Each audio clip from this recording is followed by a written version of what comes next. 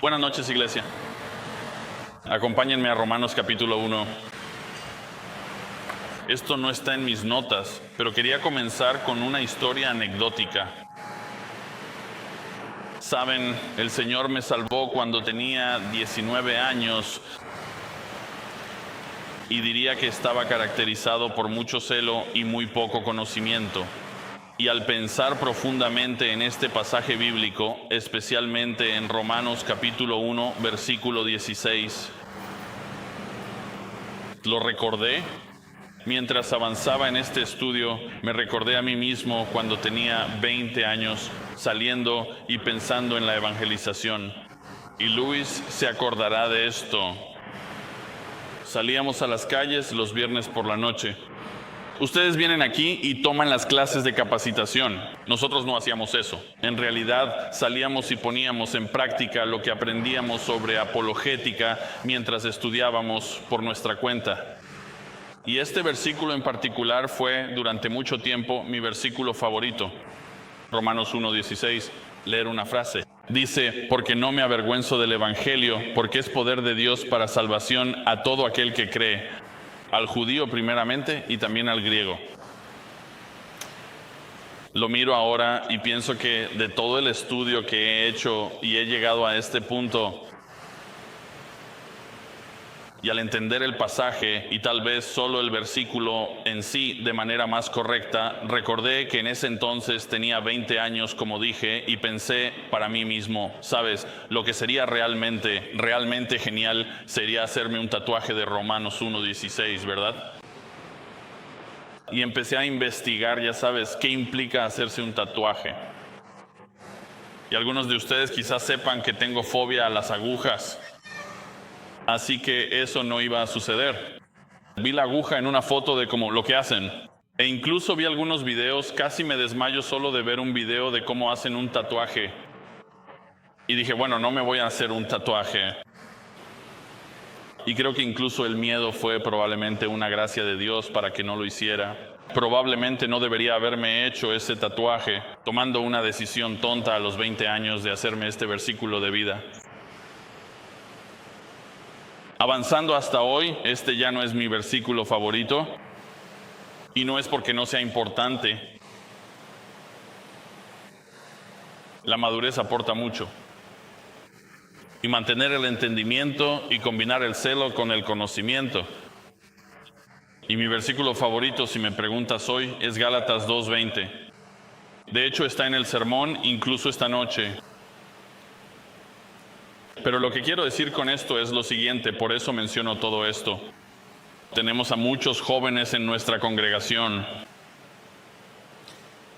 Y les digo esto, necesitan toda la Biblia para ser un cristiano completo. No pueden tomar solo un versículo y convertirlo en la meta de toda su vida, solo cumplir ese versículo. Hay mucho más en las Escrituras que Romanos 1:16. Y luego, al arrojar luz sobre este pasaje mientras lo reviso, pensé, ¿cómo titularía este sermón? Incluso basándome en ese proceso de pensamiento, porque vamos a repasar los versículos 14 al 19. Si no lo sabías, pero los versículos 14 al 19. Este sermón se titula Responsabilidad sin vergüenza. Responsabilidad sin vergüenza. No tenía esta visión hace años, cuando tenía 20 años. No tenía idea de lo que significaba esta regla, este pasaje en sí. No solo tomar un versículo de la Biblia, sino todo el pasaje. Hasta que fui mucho mayor y leer el volumen completo de la Escritura. Así que voy a leer esto y permíteme desglosar un poco esta idea. Quizás incluso cambie tu opinión sobre lo que realmente enseña este pasaje. Bien, así que el versículo 14 dice, estoy bajo obligación, tanto con los griegos como con los bárbaros, tanto con los sabios como con los necios. Así que por mi parte estoy ansioso por predicar el Evangelio también a ustedes que están en Roma. Porque no me avergüenzo del Evangelio, pues es el poder de Dios para salvación. Para todo aquel que cree, al judío primeramente y también al griego. Porque en él La justicia de Dios se revela por fe y para fe, como está escrito, mas el justo por la fe vivirá. Porque la ira de Dios se revela desde el cielo contra toda impiedad e injusticia de los hombres, que detienen con injusticia la verdad. Porque lo que se conoce acerca de Dios es evidente dentro de ellos, pues Dios se lo hizo evidente. Ora conmigo. Padre, te damos gracias por tu gracia y tu misericordia, y te damos gracias por tu evangelio, que es absolutamente prevalente. Su poder es evidente entre nosotros. Y queremos decir, como dijo Pablo, que no nos avergonzamos. Pero más aún, queremos decir que estamos deseosos de predicar este evangelio. Así que ayúdanos ahora, en cierto sentido, a emplear o ejercer la fe para que nuestras vidas estén marcadas precisamente por eso. Una confianza en ti, una motivación que no se basa en nuestras propias mentes y corazones, sino que está puesta en la obra de tu Hijo. Pedimos estas cosas en el nombre de Cristo. Amén. Consideré otras cosas cuando llegué a este pasaje. Pensé en la iglesia, en Roma y en lo que Pablo consideró más importante abordar con ellos. En el capítulo 1 realmente expone todo lo que explicará a lo largo de toda la carta. Y explicaré esto más adelante. Pero Pablo está anclando a esta iglesia en la verdad fundamental. Los primeros 7 versículos establecen esto. Cristo. El enfoque lógico es que nuestra vida como santos amados se encuentra en la persona de Cristo y en su obra redentora. Vemos esto. Mira el versículo 7. Retrocede un poco. En el versículo 7 dice: a todos los amados de Dios que están en Roma, llamados a ser santos, gracia y paz a vosotros de parte de Dios nuestro Padre y del Señor Jesucristo. Por esto, él comienza a exponer lo que creo que son las motivaciones del ministerio, y hablamos de eso la semana pasada. Así que vemos esto como en el versículo 8, vemos la gratitud que se encuentra, que debería impulsar el ministerio. El servicio en los versículos 8 y 9, y luego la oración de la que habla en el versículo 10. Y después la gracia mutua dentro de la iglesia en los versículos 11 y 12. Y luego vemos la producción de todas estas cosas, la madurez espiritual, también en los versículos 11 y 12. Todas estas cosas están impulsadas, escucha, todas estas cosas están impulsadas por la doctrina de Dios y el estudio de la teología. Pero no aparte de la Escritura. Todo lo que debemos saber se encuentra aquí, se encuentra en la palabra de Dios. Así que Pablo lo que está haciendo es desglosar la doctrina de Dios, la doctrina del estudio de la teología. Así que nosotros también, al emprender este viaje juntos, desglosamos estas verdades y podemos ver nuestras propias responsabilidades ante estas verdades como creyentes. Tenemos responsabilidades. Así que reflexionemos sobre cuáles son nuestras obligaciones como creyentes. Puede que pienses, bueno, he sido liberado, y tienes razón, has sido liberado, pero has sido liberado del poder y la consecuencia, en última instancia, del pecado, ¿verdad? Pero también has sido liberado, ves esto en Romanos 6, sin adelantarme demasiado, pero mira Romanos 6. En el versículo 6 dice: sabiendo esto, que nuestro viejo yo fue crucificado con él, para que nuestro cuerpo de pecado fuera destruido.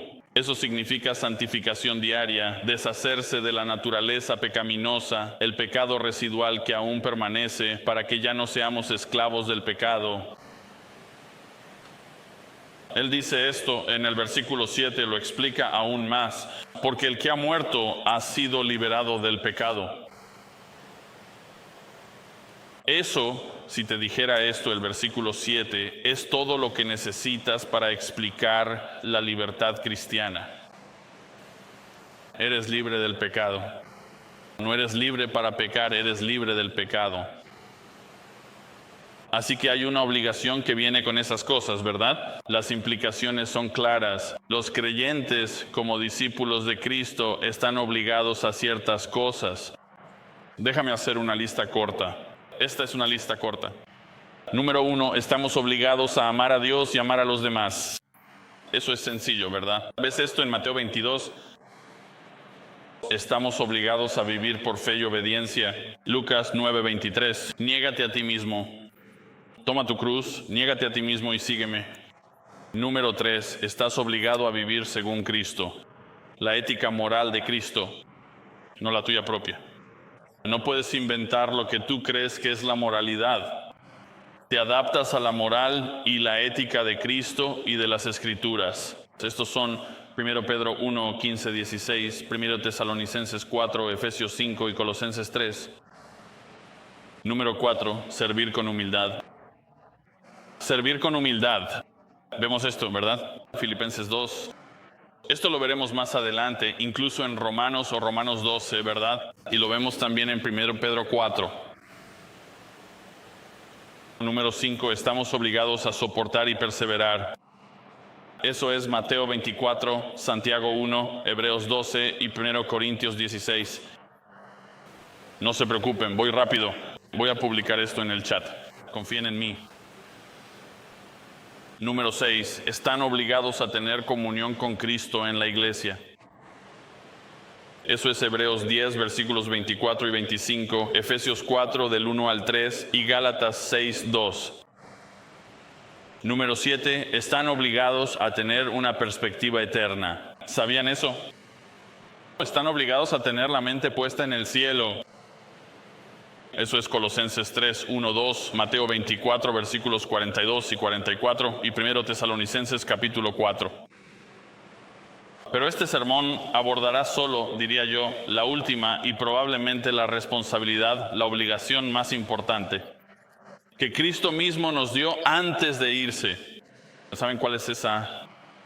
Mateo 28, versículo 19. Por tanto, vayan y hagan discípulos de todas las naciones, bautizándolos en el nombre del Padre, del Hijo y del Espíritu Santo, enseñándoles a guardar todas las cosas que les he mandado. Eso también implica algo sobre ustedes. Ustedes deben observar todo lo que Él les ha mandado, ¿verdad?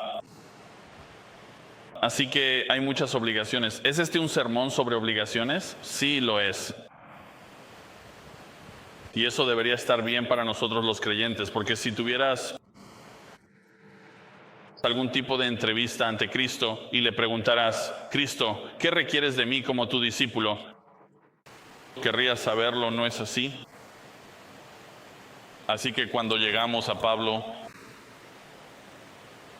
no es poca cosa que, una vez más, el Señor Jesús nos haya dado esto, nos haya dado esta tarea para que la cumplamos. Cuando leemos en Romanos 1, versículo 14, vemos esto. Estoy bajo obligación. Y la pregunta que deberíamos hacerle al texto es esta. Esto es, no sé, si lees tu Biblia, pregúntate a ti mismo sobre el texto. ¿Qué está diciendo? ¿Qué está a punto de decirme? Porque entonces el corazón de un creyente es como, quiero hacer eso. Así que 3 encabezados, y son simples. ¿A quién le debemos si estamos obligados a algo? ¿Qué debemos y por qué lo debemos? Saben, hice algo que nunca hago. Prediqué esto hace más de 2 años. Nunca vuelvo a escucharme a mí mismo. Y fui y lo hice. Fue insoportable. Escuchen, los pensamientos de un predicador siempre son estos. Nunca haces lo suficiente en un sermón. Siempre dejas demasiado por decir que deberías haber dicho. Y me alegra, esto es una gracia de Dios para mí, y ustedes son parte de ello, que pueda predicar esto de nuevo. Así que escuchen esto. Escuchen lo que Pablo tiene que decirte a ti y a mí.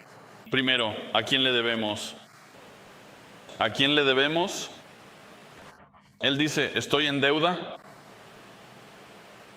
Así es como sabemos que Pablo está de acuerdo con Jesús y toma en serio sus órdenes. Así es. Pablo no ve esta deuda como una sugerencia. Y esa es la palabra que se está usando ahí, obligación. La palabra que en griego también puede definirse como deuda. Él no toma esta deuda como una sugerencia. Se le ha dado, no solo una tarea. Escuchen, no se le ha dado solo una tarea. De hecho, creo que esta es una de las principales razones por las que la evangelización es una lucha, porque la vemos simplemente como una tarea. La perspectiva de Pablo no es tan baja. Él tiene una visión elevada, sumamente elevada, de la evangelización. Y tiene una visión sumamente elevada de su motivación para ello.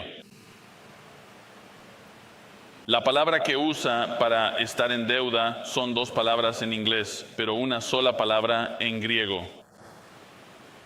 Y tiene esta implicación, que se te ha dado un regalo para que lo entregues.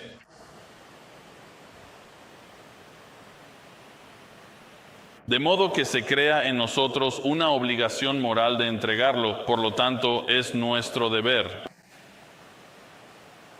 Somos responsables de distribuir lo que no es nuestro. Tiene sentido eso. Conlleva la idea de que eres un mensajero. Se te ha dado un decreto del rey. Y él dice, necesito que entregues esto a los líderes de este pueblo en particular. Es un decreto que afectará a todos los que están allí. Y como eres ciudadano de ese pueblo, también te afectará a ti. Él dice, no debes quedarte esto para ti mismo. Debes entregar esto.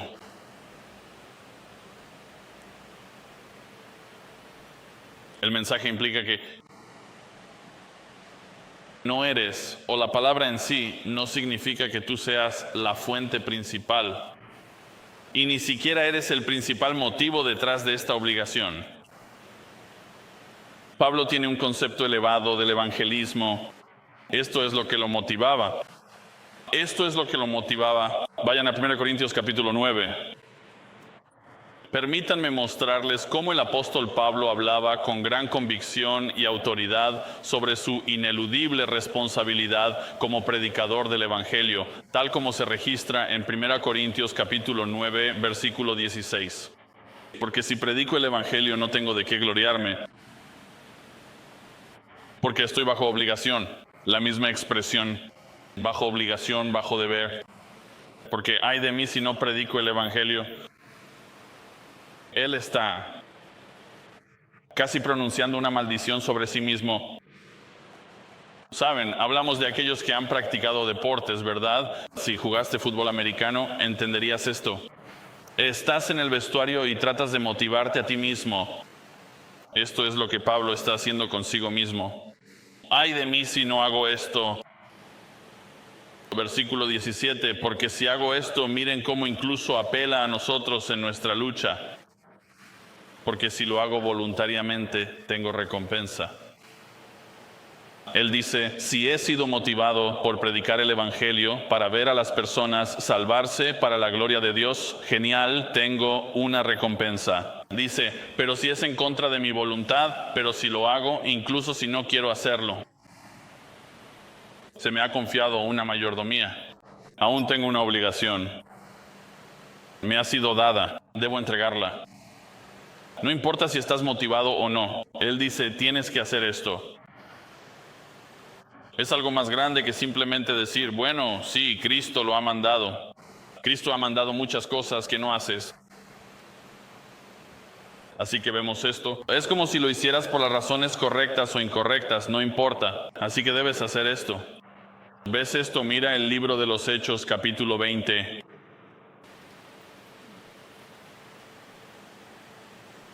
Me impresiona cómo Pablo habla de estas cosas, porque creo firmemente, sé que no necesariamente pensamos de esta manera tan profunda sobre estas cosas importantes. Sí. Y lo vemos, y creo que, ya sabes, miramos Hechos 20. Pablo está al final de su ministerio y dice estas cosas. Mira el versículo 25. Esta es su despedida. Él dice, y ahora he aquí, sé que todos ustedes, entre quienes anduve predicando el reino, ya no verán mi rostro. Por eso les testifico hoy que soy inocente de la sangre de todos los hombres. Reflexionen sobre eso, que a través de la responsabilidad, la deuda que Él dice, donde quiera que fui y entre ustedes, soy inocente de la sangre de todos los hombres porque prediqué. No dejé de declararles todo el consejo de Dios y en contexto no dejé de predicarles el reino de Dios, el mismo evangelio. Soy inocente de la sangre de los hombres. Esto es porque no rehuí declararles todo el propósito de Dios. Esta es la actitud que deberíamos tener, ¿verdad? ¿A quién le debemos? Aún no he abordado eso, pero piénsenlo. Si entendiéramos, si comprendemos, y sé que sí entendemos lo que Pablo está diciendo, entonces veríamos nuestra vida en Cristo de manera diferente. ¿No es así? Pero respondamos la pregunta. ¿Quiénes son estas personas a las que Pablo está tan ansioso de predicarles? ¿Quiénes son? Versículo 14, una vez más, hablando de estar en deuda, tanto con griegos como con bárbaros, tanto con sabios como con ignorantes. Así que él hace esto. Él presenta estos personajes paralelos, estos personajes contrastantes, podríamos decir, dentro del propio versículo. Así que la primera persona dice, es para el griego, para el erudito, para el pueblo que profesa ser sabio. Aquellos que tienen letras delante de su nombre. ¿Conoces a esa gente? Estas son las personas de las que está hablando el erudito. Aquellos que dirían que menospreciarían a todos los demás en la sociedad. Esto es, dice él, esta es una categoría. Pero aún no ha terminado. Dice el bárbaro. ¿Quién es el bárbaro? El ignorante. El ridículo. El que piensa que todo es una broma. El maleducado. El que vive abiertamente en la depravación. El marginado. Los llamaban bárbaros por una razón. De hecho, está en el nombre. Cuando hablaban, la gente no podía entender lo que decían. Y dice, los ignorantes, estas son esas personas. Y luego aparta un momento para definir a ambos. Él dice, por si no entendiste de qué estaba hablando, tanto para los sabios, que son los griegos, como para los necios. No sé en qué categoría te pones, pero en realidad no importa, ¿verdad? ¿Por qué? Pronto te explicaré por qué. Y dice esto.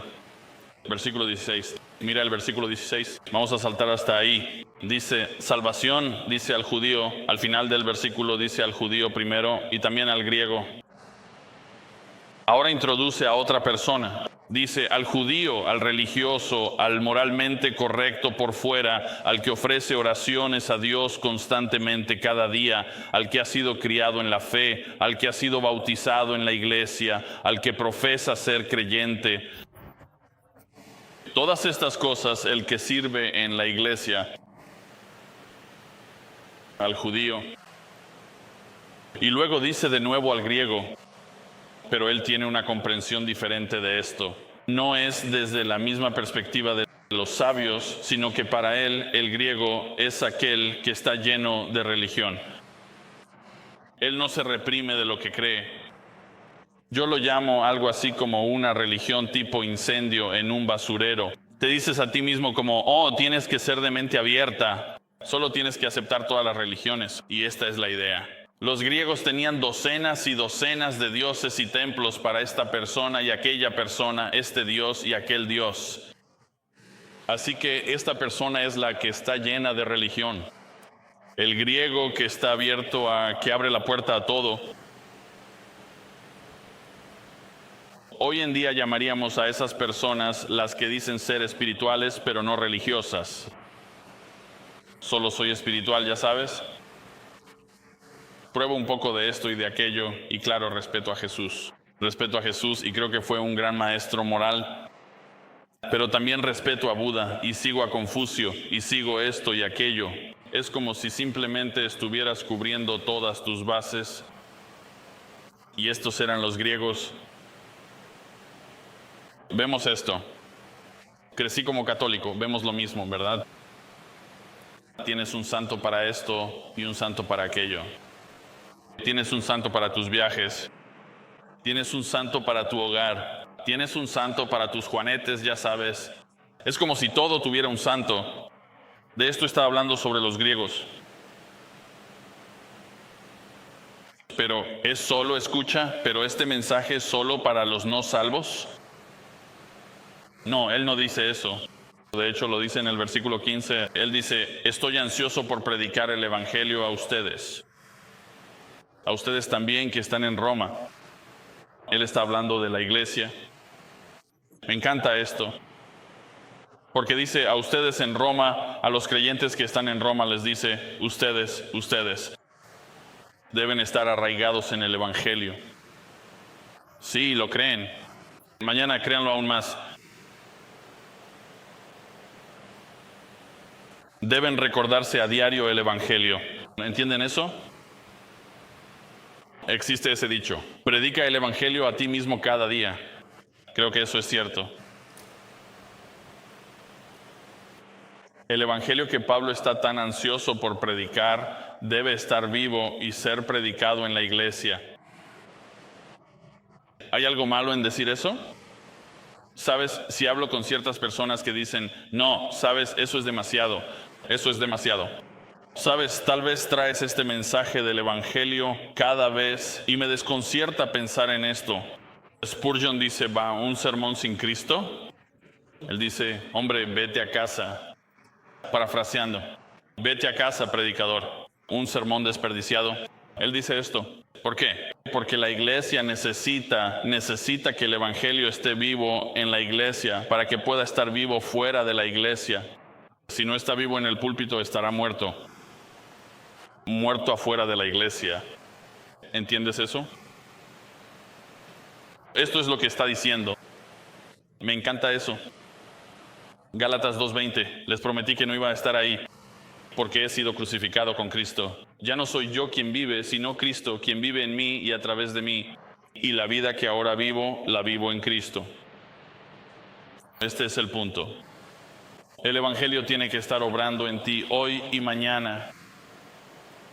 Nadie en la iglesia se gradúa del evangelio. ¿Entiendes eso? Esto es lo que Pablo está diciendo.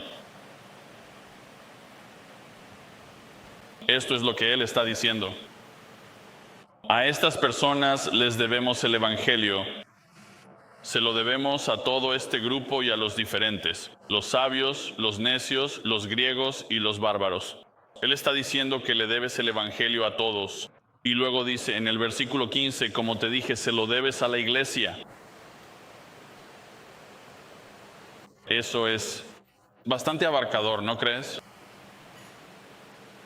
El día que luchas con las cosas es porque no estás recordando el evangelio. El segundo punto es, ¿qué debemos? Y lo he estado insinuando todo el tiempo, ¿verdad? Ni siquiera voy a tomar mucho tiempo, es obvio. Este evangelio, escucha, este evangelio es lo que debemos. Y el evangelio, escucha, el evangelio no está encadenado. Ni siquiera tú puedes encadenarlo. Y lo que quiero decir, lo voy a explicar. No está encadenado por ti, por tu timidez o tu vergüenza.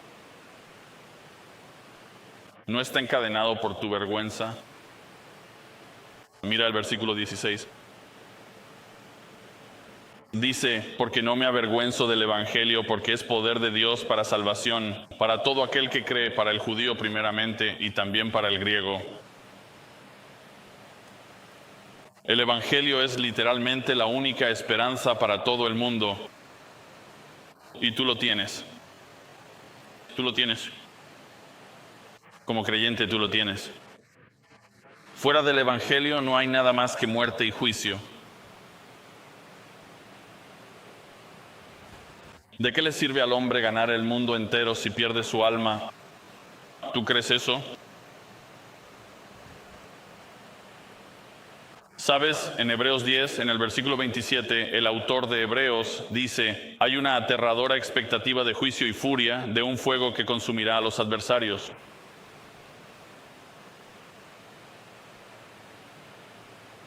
Acompáñame a 2 Timoteo capítulo 1. Quiero que escuches cómo Pablo aconseja a un joven pastor y lo que le dice en el contexto de estas cosas de las que estamos hablando, la proclamación del Evangelio en 2 Timoteo y en el capítulo 1. Y mira el versículo 6. Dice, por esta razón te recuerdo, Timoteo, dice él, de quien está hablando, que avives el don de Dios que está en ti. ¿Cuál es el don de Dios en Timoteo? Él ha recibido el don de la predicación. Esto es, le dice, no lo silencies, no lo escondas bajo un almud. Él dice, no. Timoteo, avívalo de nuevo, ponle fuego. El don que está en ti por la imposición de manos. Él dice, entiendes que la razón por la que te impusimos las manos y te enviamos a pastorear esta iglesia es porque hemos visto en ti este don. Y por la razón que sea, Timoteo, estás reprimiendo esto. Él dice esto en el versículo 8. Dice, por tanto, no te avergüences del testimonio de nuestro Señor. No te avergüences del testimonio, no te avergüences del Evangelio. Sí entendemos que es un mensaje difícil, es un mensaje duro. Tenemos que aceptar esto. Él dice, ni de mí, su prisionero. Timoteo está en prisión ahora mismo. Este es su mentor. La gente debe estar diciendo, ¿qué pasa con tu mentor? Está encerrado. No hay vergüenza. Él dice, más bien participa conmigo en el sufrimiento por el Evangelio según el poder de Dios. La misma expresión de nuestro versículo. Pero eso no es todo lo que les dice. Mira el versículo 8. Por tanto, no te avergüences del testimonio de nuestro Señor ni de mí, su prisionero. Pero luego dice esto en el versículo 9. Quien nos salvó y nos llamó con un llamamiento santo, no según nuestras obras, sino según su propio propósito y gracia que nos ha sido concedida en Cristo Jesús desde toda la eternidad, desde la eternidad pasada.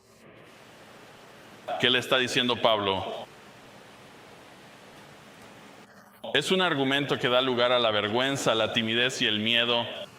No lo excusa. No dice que, esto ya sabes, cuando te convenga probablemente deberías tratar de compartir el Evangelio. No. 1 Corintios capítulo 1, versículo 23. Esto dice que nosotros predicamos a Cristo crucificado, para los judíos ciertamente tropezadero y para los gentiles locura. Él dice que ya estáis llevando un mensaje que no quieren oír. Piensan que es una tontería y que para los demás es un tropiezo. Pero ¿es ese motivo para disuadirnos o para... ¿Tienes vergüenza? No. De hecho, Pablo está diciendo que nosotros, como Timoteo, no debemos tener lugar para la vergüenza. Pero la realidad sigue siendo que le debemos el Evangelio a todos. Sin embargo, nos cuesta proclamarlo, ¿no es así? Escuchar una cita más larga de John MacArthur. Escuche lo que dice sobre esto.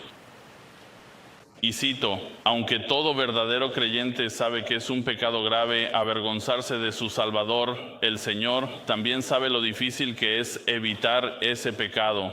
Es difícil, ¿verdad? Cuando tenemos la oportunidad de hablar por Cristo, muchas veces no lo hacemos.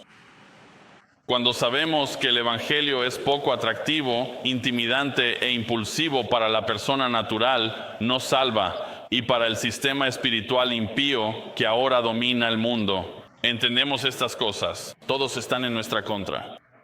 El Evangelio expone la enfermedad, la maldad, la depravación y la perdición del hombre y declara que el orgullo es despreciable y que las obras de justicia no tienen valor ante los ojos de Dios. son sus propias obras de justicia. Para los corazones pecaminosos de los incrédulos, el Evangelio no parece ser buenas noticias, sino malas. Y, sin embargo, o cuando lo escuchan por primera vez, a menudo reaccionan con desdén hacia la persona que lo presenta o lanzan argumentos y teorías en su contra. Por esa razón, el temor al hombre y no saber cómo manejar sus argumentos es, sin duda, la mayor trampa al testificar. Y luego él da esta analogía. Escucha lo que dice. Se dice que si un círculo de tiza blanca se traza en el suelo alrededor del ganso, este no saldrá del círculo por miedo a cruzar la marca blanca. De manera similar, las marcas de tiza blanca de la crítica, el ridículo, la tradición y el rechazo impiden que muchos creyentes salgan de la seguridad de la comunión cristiana para testificar a los no salvos. Si esto es cierto, y creo que lo es, creo que la respuesta a esto está en el siguiente encabezado. Entonces, ¿por qué lo debemos? ¿Por qué lo debemos? Esto te va a dar la respuesta. Si alguna vez quisiste saber cómo sales de eso, cómo sales de esa vergüenza, la respuesta nuevamente a esa pregunta, la pregunta de cómo podemos motivarnos en la evangelización, o entendemos esto, que incluso en los próximos 2 versículos, que son los versículos 16 y 17, este es el tema de todo el libro. ¿Sabías eso? Los versículos 16 y 17, el versículo 16 y 17 son el tema de todo el libro de Romanos. Y lo que él hará es básicamente desglosar los versículos 16 y 17. Así que cuando lo miramos y pensamos para nosotros mismos, si eso es cierto, entonces aquí deberíamos encontrar lo que Pablo nos está diciendo como motivaciones para nosotros. Lo motivó lo suficiente como para escribir toda una carta. Así que mira el versículo, voy a leer el versículo 16 y 17 una vez más. Porque no me avergüenzo del Evangelio, pues es poder de Dios para salvación de todo aquel que cree, del judío primeramente, y también del griego. Porque en él la justicia de Dios se revela por fe y para fe, como está escrito, mas el justo por la fe vivirá. Creo que hasta este preciso punto entiendes perfectamente tu obligación, ¿verdad que sí? ¿Entiendes eso? Y creo que estás de acuerdo. Pero, ¿cómo pasamos de eso a proclamarlo? ¿Y qué debería motivarnos a hacerlo? Eso se encuentra en estos versículos y él comienza de esta manera. Primero que nada dice, no me avergüenzo. Cuando lo leemos, lo hacemos con estos ojos estadounidenses del siglo XXI. Eso realmente no ayuda. En el texto, ¿de acuerdo? Escucha, al colocar el adverbio negativo antes del Evangelio, cuando dice, no me avergüenzo del Evangelio, lo que Pablo está diciendo es esto, hay un orgullo santo en el Evangelio. Y cuando escuchas la palabra orgullo, piensas, no, nosotros rechazamos el orgullo. Escucha, no. Él está diciendo que, escucha, ¿cuál es lo opuesto a la vergüenza? ¿Cuál es lo opuesto a la vergüenza?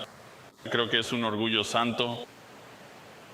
Está bien que presumas del Evangelio, que te sientas orgulloso dentro del Evangelio diciendo, sé lo que el Evangelio logra, sé lo que me impulsa, sé lo que hizo en mí. Así que tengo orgullo en el mensaje mismo.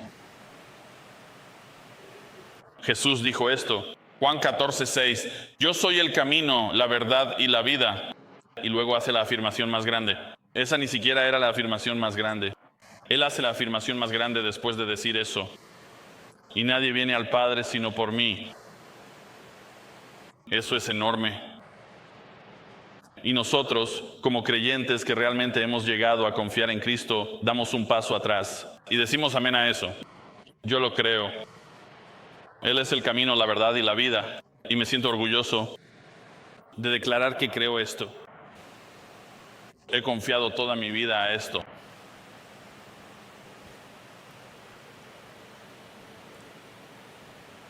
No hay otro Salvador disponible para este mundo. No hay otro Salvador disponible para la humanidad. Y tú llevas ese mensaje del que no tienes ninguna razón para avergonzarte. No hay necesidad de ser tímido, sino ser valiente. Él oró por esto. En Efesios 6:19 recuerda que él le pidió a la iglesia: oren para que yo tenga palabras y valentía para proclamar esta verdad. Pero no se detiene ahí. ¿Qué dice después?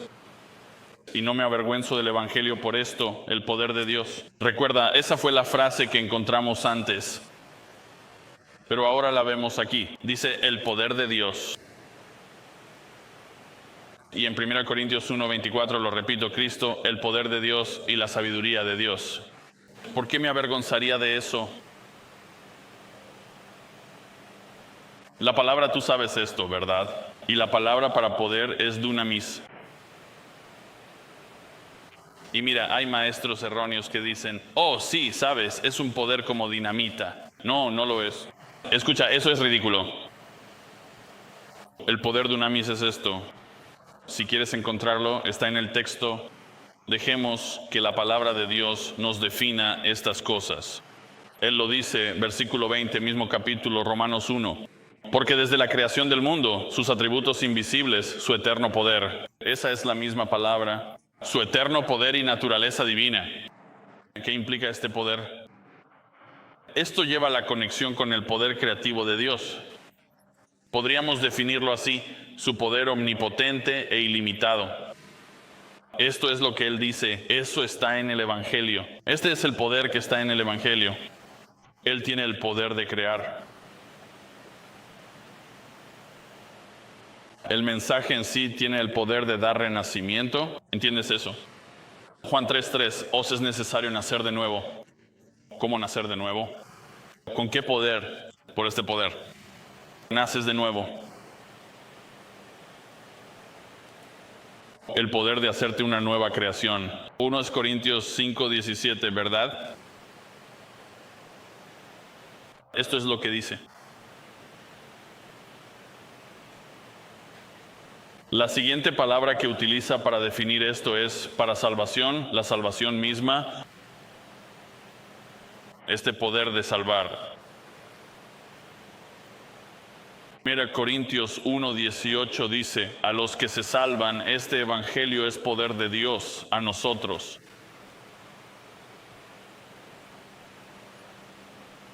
El salmista dice esto en el Salmo 54, versículo 1: sálvame, oh Dios, por tu nombre, y reivindícame con tu poder. Estamos completamente perdidos sin Él. Colosenses 1:13, Él nos rescató del dominio de las tinieblas y nos trasladó al reino de su amado Hijo. ¿Dónde encontramos esa expresión? Juan 3:16, porque de tal manera amó Dios al mundo que dio a su Hijo unigénito, su único amado, su Hijo único, para salvar a pecadores como tú y como yo, a todos nosotros que somos pecadores. La siguiente palabra que usa, la siguiente frase, salta al versículo 17. Dice, porque en él la justicia de Dios. Y dice, la justicia de Dios es revelada. Esto, si seguimos la gramática y entendemos lo que está diciendo, apunta a una de nuestras doctrinas más amadas, su imputación. Esta frase en sí misma se usa 8 veces en el libro de Romanos.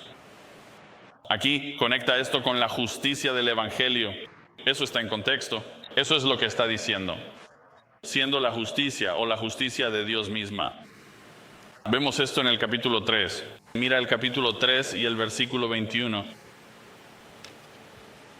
Pero ahora, aparte de la ley, se ha manifestado la justicia de Dios. Eso revela la misma expresión.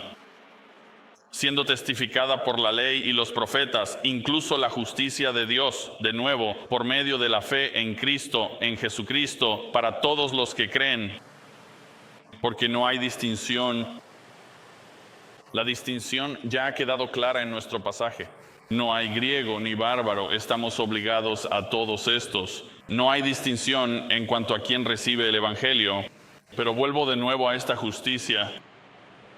Es la misma justicia que nos ha sido imputada por la fe. A todo aquel que cree. Sabes, incluso ahí se puede argumentar sobre la expiación particular. ¿Quién es salvo? Aquellos que creen. Sí dice todos, pero luego dice todos los que creen. Así que volvemos a esto y vemos, como dije, la justicia imputada. Vemos esto en Filipenses. Mira Filipenses capítulo 3, versículo 9. Dice que sea hallado en Él, es decir, en Cristo Jesús, no teniendo una justicia propia que provenga de la ley, sino la que es por la fe en Cristo, una fe verdadera y salvadora. La justicia que viene de Dios, esa es la misma idea, de Dios sobre la base de la fe.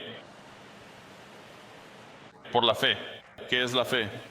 Si tuvieras que describir esto, escucha, le digo esto a la gente todo el tiempo. Si tuvieras que sentarte frente a un niño de 5 años y no puedes explicarle la fe de manera sencilla, entonces simplemente no entiendes la fe. Así que vamos a darte atajos, algo simple. ¿Qué significa la fe? Es una confianza total y absoluta de todo lo que eres a Dios en el Evangelio. No confías en ti mismo para salvarte, no confías en tu propia supuesta justicia. No, porque no está disponible para ti. No está disponible para ti fuera de Cristo, simplemente no lo está. Él dice esto, es fe sobre fe. Y el justo vivirá por la fe, por una confianza completa, una confianza en Cristo, entregar tu vida a Cristo, rendir tu vida a Cristo.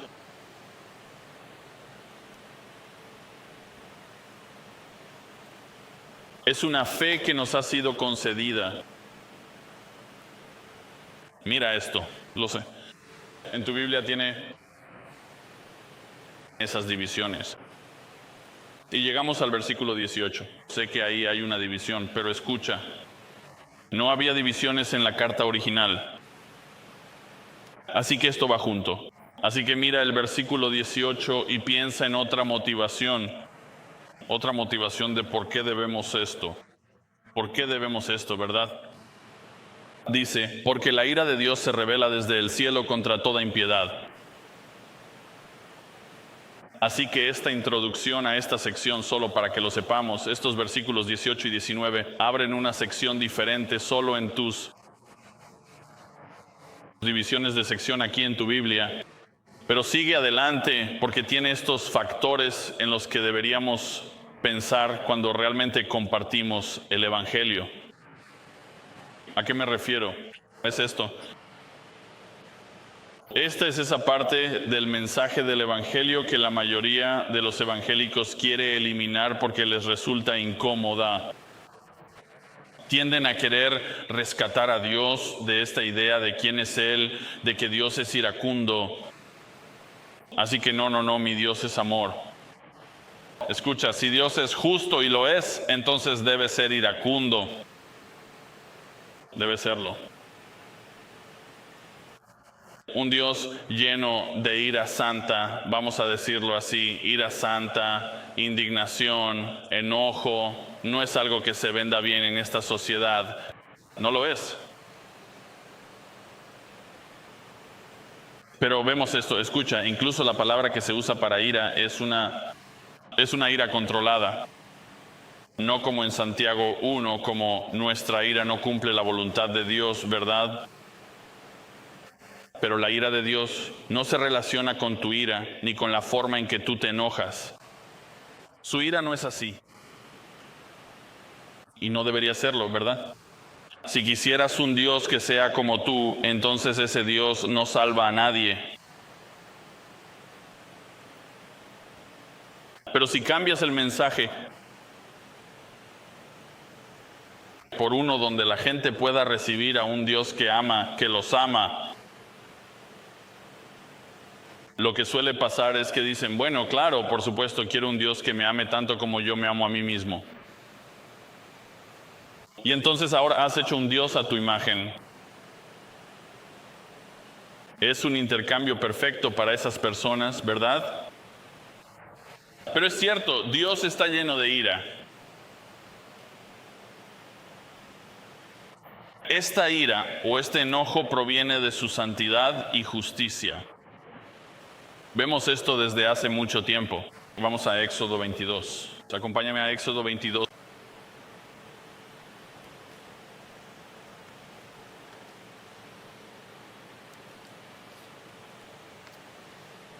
Y solo para que lo sepas, tuve que seleccionar esto porque podríamos ir a cualquier parte de la Biblia. Y no es solo el Antiguo Testamento. ¿Quieres ver a un Salvador enojado? Lee Apocalipsis. Lee sobre la ira del Cordero. Y casi parece una contradicción la ira de un cordero. ¿Alguna vez has visto un cordero enojado? Pero Cristo regresará y personificará esta santa justicia. Pero Él dice esto en Éxodo 22 y en el versículo 22 también dice esto: no debes afectar a ninguna viuda ni huérfano. Si usted no lo aflijas con Él en absoluto y Él clame a mí, seguramente yo oiré su clamor. Él dice: esto es lo que está pasando en esta sociedad, que se han olvidado de los más vulnerables. Y dice esto en el versículo 24, y se encenderá mi ira.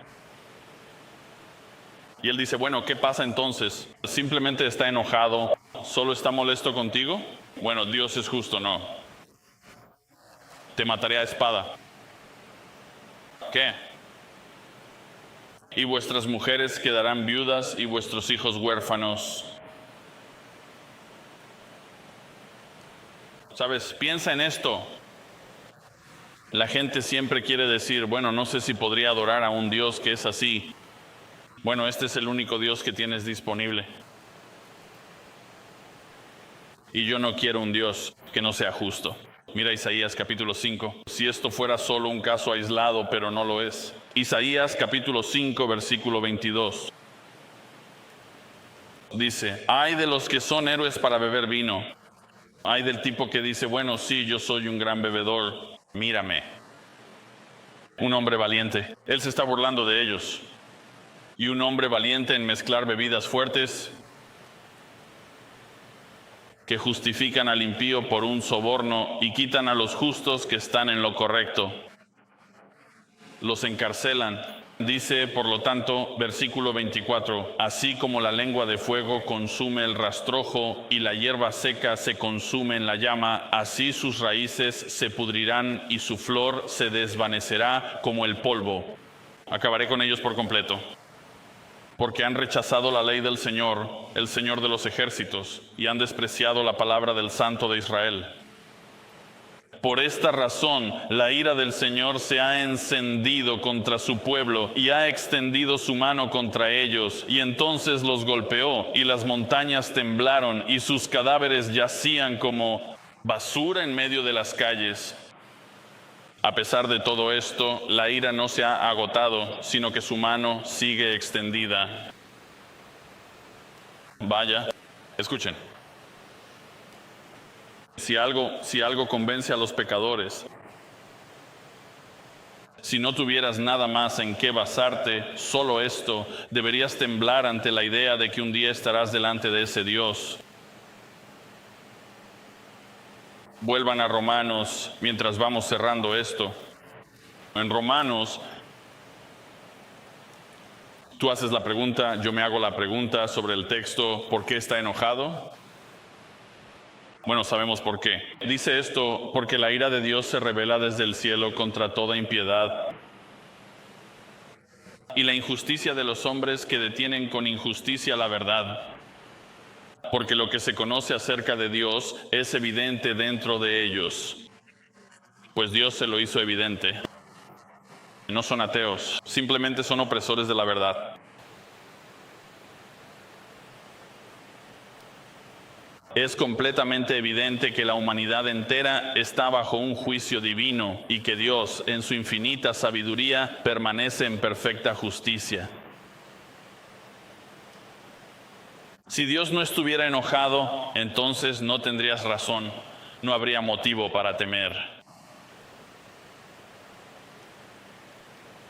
Pero lo está.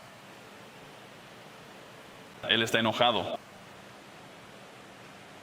Él está enojado por las consecuencias de vivir una vida de pecado e ignorarlo a Él y su camino, el cual te está mostrando para que salgas. Pablo dice en Efesios 5:6, no dejen que nadie, dice él, los engañe con palabras vacías. Y dice esto, para aquellos que engañan con palabras vacías y para aquellos que son engañados por esas palabras vacías, él dice, porque la ira de Dios caerá sobre los que niegan la verdad. Pero Dios ofrece una vía de escape en el Evangelio. Por eso las buenas noticias son buenas noticias. Simplemente escuchen, vayan al Salmo capítulo 2. Quiero que vean esto, y es un salmo profético en un solo versículo, pero dice esto en el versículo 12, creo que hablando de Cristo. Él dice esto, rinde homenaje al Hijo, es decir, ven y haz las paces con el Hijo. Él te está dando este decreto, dice, quiero hacer las paces contigo, no quiero estar en guerra contigo. Mi ira se está encendiendo. Y dice, rinde homenaje al Hijo para que Él no se enoje. Y si lo hace, entonces perecerás en el camino, porque su ira puede encenderse pronto. Bienaventurados todos los que en Él se refugian.